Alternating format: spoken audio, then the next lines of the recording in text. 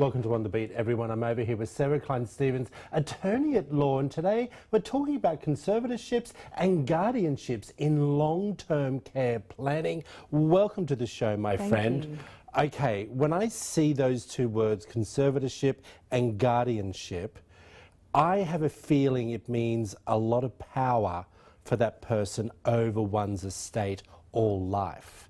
That's true, it is. And guardianships and conservatorships are processes that come into play when a person is living but may be unable to manage their affairs. So it's certainly at a point in time where the person is unable to make decisions for one reason or another. And this can be over adults or children or a person with a disability or someone who maybe has a cognitive impairment that's developed. But the courts have created these programs, guardianships and conservatorships, so that there's an avenue for protection for what we call now vulnerable adults. Okay, so when we say vulnerable adults, explain to someone at home what that scenario would look like. So a vulnerable adult might be somebody who was diagnosed with dementia, or maybe they've had a stroke and they're no longer able to handle their personal or financial affairs. That makes them subject to people who try to take financial advantage of them, identity thieves, scam artists, you know, maybe somebody who comes in and wants to mow the yard 2 or 3 times a week. And they don't have maybe the mental capacity to be able to understand that these expenses are not in their best interest. That's one avenue of that. Another one might be maybe they're not able to make sound medical decisions for themselves anymore. This is a process that comes into play when a person does not have appropriate estate planning documents in place, like a power of attorney or an appropriate advanced health care directive. If they no longer have the capacity to execute documents like that to protect themselves, then the court has to get involved so they can make sure that an appropriate person is appointed to make these types of important decisions. So just by listening to you with what you're saying, I would assume you need to put these into place before anything happens to you.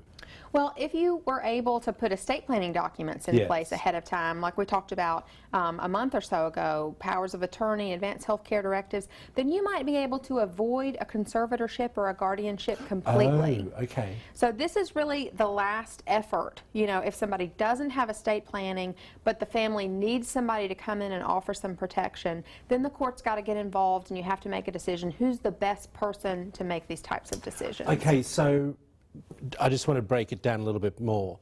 Is it the same as a power of attorney? I call them superpowers of attorney. Okay. You know, and the big difference is a power of attorney is something that you personally execute and you say, I want my husband to be my power of attorney. If I'm unable to make decisions, he's the next best person. A conservatorship comes along when you aren't able to say who you want anymore. Right, okay. And so the court doesn't know, and therefore 2 doctors have to be involved that make a determination that, yes, you need assistance making these types of decisions. And then someone is petitioning the court to say, I want to serve in this capacity for Sarah so that I have her best interest in mind. So the court's going to make a determine if this is a good person or not. Okay, and you would have to go to court? Absolutely. There's no choice, like your daughter can't come along and say, Mum, I'll look after you. Who's ordering you to go to court if you don't have those in place? Right, there's a petition. Somebody is concerned in your family, and they file a petition with the court. The court then does require a hearing. The person who the conservatorship will be over must be served to come to court to make that type of decision. And then the person who's ultimately named the conservator of the guardian, they're required to post a bond, do accurate accountings and inventories to make sure the court wants to know that they're doing what's in your best interest.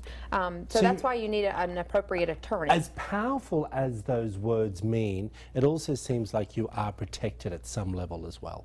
You are. The court wants you to make sure that you've got the appropriate person in place. Well, Sarah, as always, great information. You really do give good information. If you want to find out more, there it all is up on the screen for you. Give Sarah a call. Back after this short break.